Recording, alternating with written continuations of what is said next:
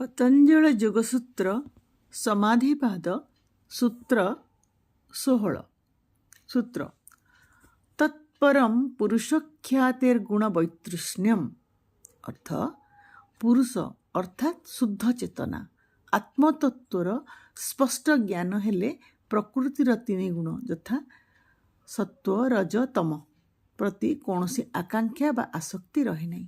ଏହି ଅବସ୍ଥାକୁ ପରବୈରାଗ୍ୟ କୁହାଯାଏ। ତାର ବ୍ୟାଖ୍ୟା ଦେଖିବା। ଏହି ସୂତ୍ରରେ ପତଞ୍ଜଳି ବୈରାଗ୍ୟର ସର୍ବୋଚ୍ଚ ଅବସ୍ଥା ବିଷୟରେ କହିଛନ୍ତି। ପୂର୍ବ ସୂତ୍ରରେ ଆମେ ଦେଖିଥିଲେ ଯେ ଦୃଷ୍ଟ ଅଦୃଷ୍ଟ ବିଷୟରୁ ଅନାସକ୍ତିକୁ ବୈରାଗ୍ୟ କୁହାଯାଉଥିଲା। 15 ନମ୍ବର ସୂତ୍ରରେ ଦେଖିଥିଲେ।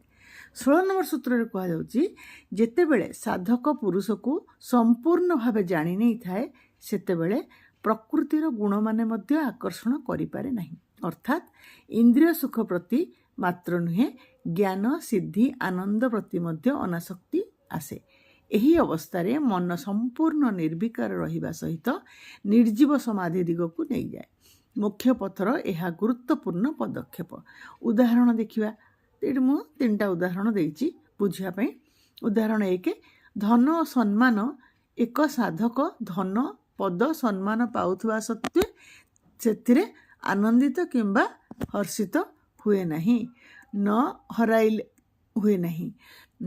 ହରେଇଲେ ମଧ୍ୟ ଦୁଃଖ କରେ ନାହିଁ କି ପାଇଲେ ମଧ୍ୟ ଖୁସି ହୁଏ ନାହିଁ। ଏହା ଗୁଣ ବୈତୃଷ୍ଣ୍ୟର ଚିହ୍ନ। ଉଦାହରଣ 2 ହେଲା ଯୋଗ ସିଦ୍ଧି। ଯୋଗାଭ୍ୟାସରେ କିଛି ସିଦ୍ଧି, କିଛି ଅସାଧାରଣ ଅନୁଭୂତି ମିଳିଲେ ମଧ୍ୟ ସାଧକ ସେଥିରେ ଆସକ୍ତ ହୁଏ ନାହିଁ। ସିଏ ଜାଣେ ଯେ ଏସବୁ ପ୍ରକୃତିର ଖେଳ। ଏହା ପରବୈରାଗ୍ୟ। ଉଦାହରଣ 3 ଦେଖିବା। 3 ନମ୍ବର ଉଦାହରଣ, ଦୈନନ୍ଦିନ ଜୀବନରେ ଜଣେ ଲେଖକ ବା ଜଣେ କବି ନିଜ ଲେଖା ପ୍ରଶଂସିତ ହେଲେ ଗର୍ବ କରେ ନାହିଁ। ସମାଲୋଚିତ ହେଲେ ମଧ୍ୟ ମନ ଉଣା କରେ ନାହିଁ। ସେ କେବଳ କର୍ତ୍ତବ୍ୟକୁ ନିଷ୍ଠାର ସହ ପାଳନ କରେ। ଏହା ହେଲା ଗୁଣାତୀତ ଭାବ।